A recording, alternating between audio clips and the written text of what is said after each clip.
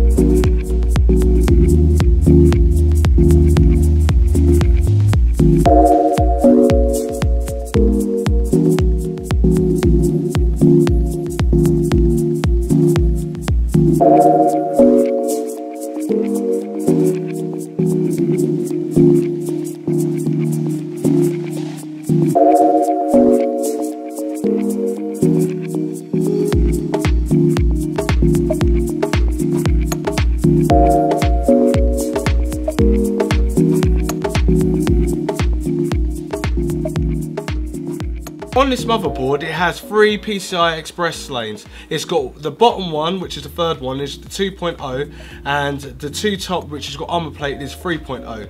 And that means you've got 16 bus speed on the 2 that are armored, and the one that is 2.0 is generation 2, which is 16 bus speed as well, but it's without the armor plating. In the comments down below, I always get questions, and I always have to answer them, and I have to go back into the video and think, oh, what was it? Can it support SLI? Or can it like do crossfire? Well, this motherboard does crossfire and SLI anyway. So before you start commenting down below, can it do SLI or can it do crossfire? Yeah, it can, and it's an AMD motherboard, so that's pretty awesome. So it's got 2 PCI Express 3.16 times bus graphic slots, and then it's got 1 that is not armored plated, and it's a 16 times bus speed, but it's only 2.0. So there's your answer. It can do SLI and it can do crossfire, or freeway crossfire. So it's pretty cool. So the memory banks on there are also, they're all like armoured plating, so it looks really nice. Apparently it gives you DDR4 boost because it's got metal on it and it was a bit more of a better conductor. But yeah, yada yada yada. But you just got to test it. Now basically it can go from 32,000 overclocked memory, but you can put 64 gig in there with no problems whatsoever. So it's not an X99 motherboard, but it is it's like a Z270 and a Z170 and X370, all the same sort of level. So it's an enthusiast motherboard, but 64 gigs of RAM, that is crazy just in this little puppy. Also on this motherboard, it has 6 SATA connectors, or shall I say ports, and basically you can connect them up and use your normal mechanical hard drives or your SSDs. Now it has a transfer speed of up to 6 gigabits per second when you connect to it, and it also has M.2 as well, which is generation 4, which is like 4 times faster than like basically doing RAID 0 on 4 SSDs. It is super fast. So if you put an M.2 on there, you can go back to generation like, oh, what's the oldest generation? You can go to the older generation, put it into the slot in the motherboard, but you can also go to the new generation. So what I'm trying to say is it's backwards compatible, and it's also future compatible. So it means that you can have your old M.2, stick it in the motherboard, and yeah, you can be on your way, but it'll be slower. Then obviously in the future, and obviously a bit more price to pay, you can have really optimized speed.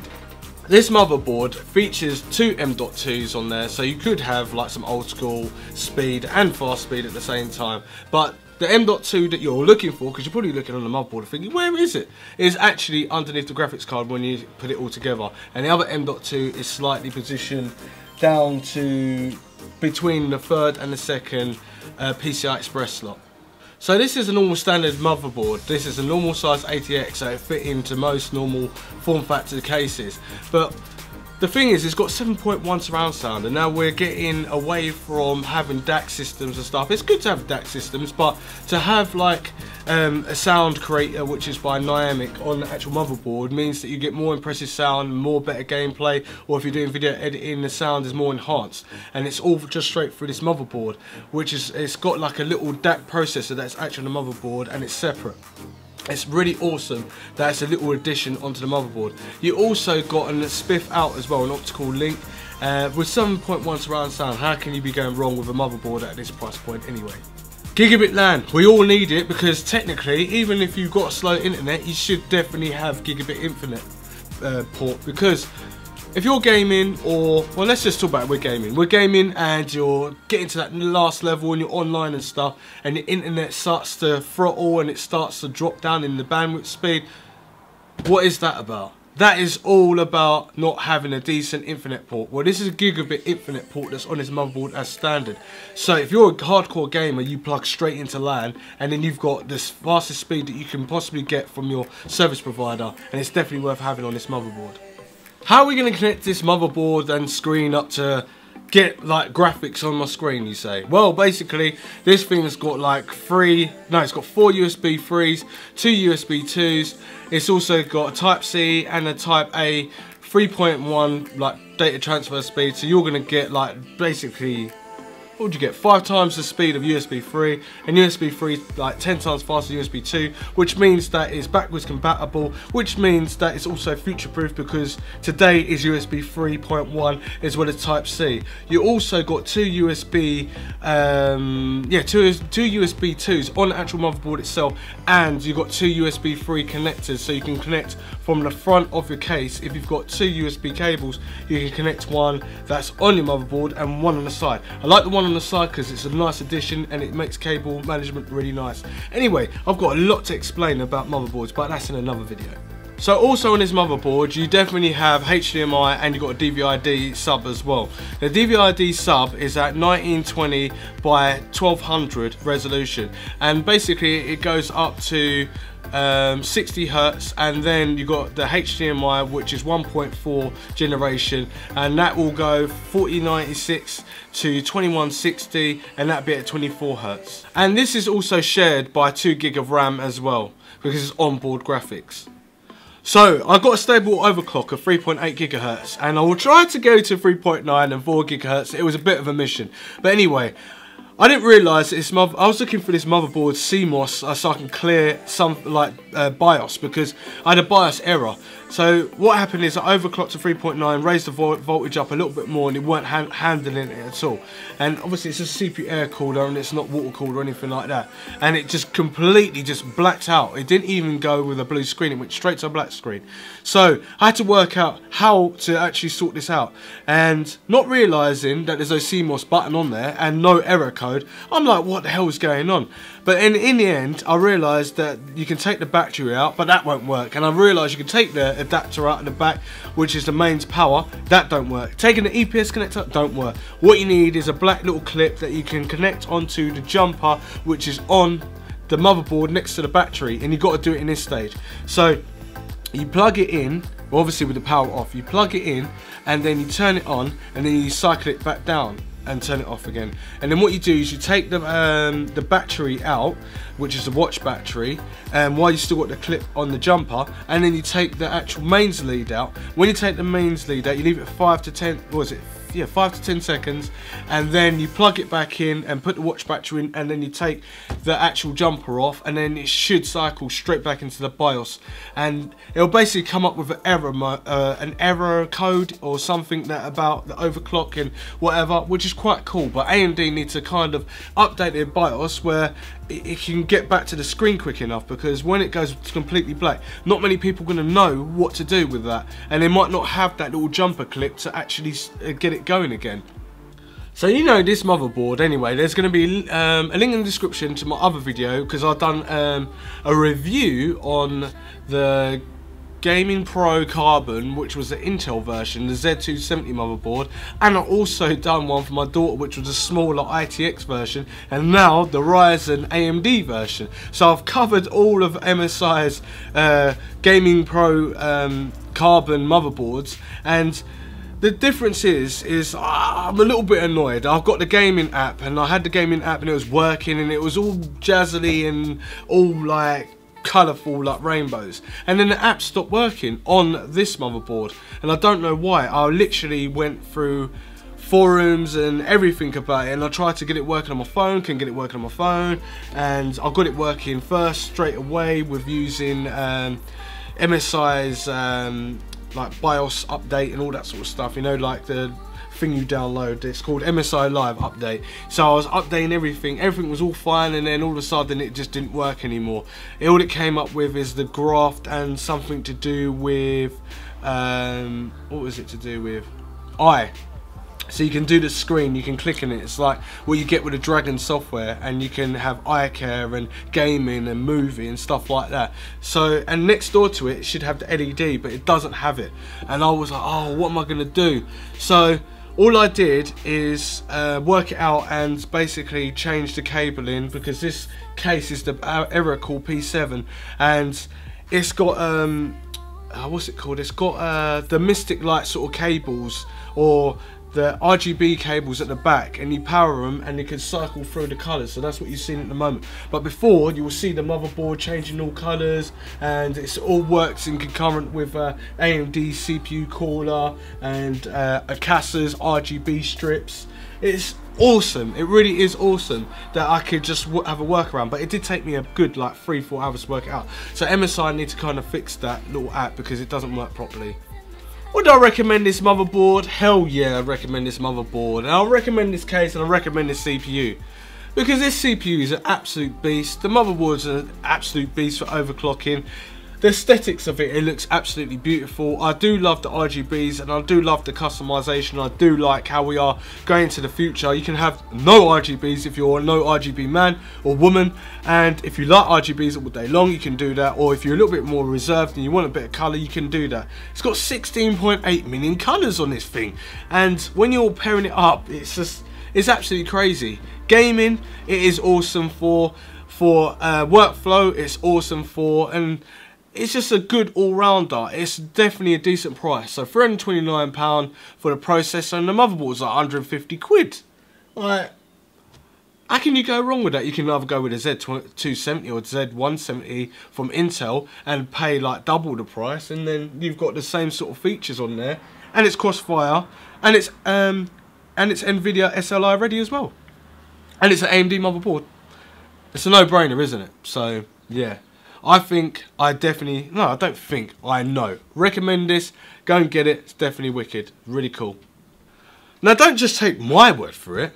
Why don't you stick around and have a look at the benchmarks? Because I've done a lot of work with this AMD processor and this MSI motherboard, and I really wanted people to see workflow, synthetic bench testing, GPU testing, overclocking. The BIOS in there and all that. And the gaming is awesome, but I want you to just have a look yourself, and then you let me know in the comments what you think about it.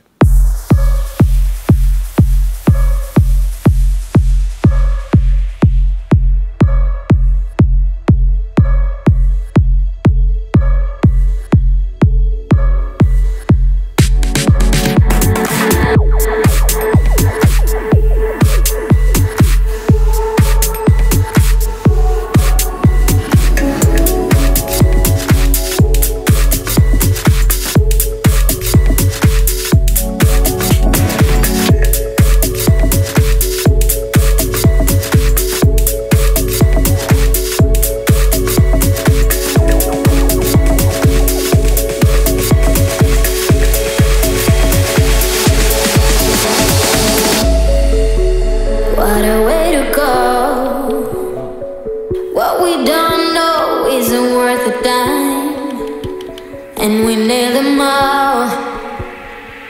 I know you're the worrying kind. Is there any way, or do you like not being found? In time the light will fade. Don't you know I worry about you all the time?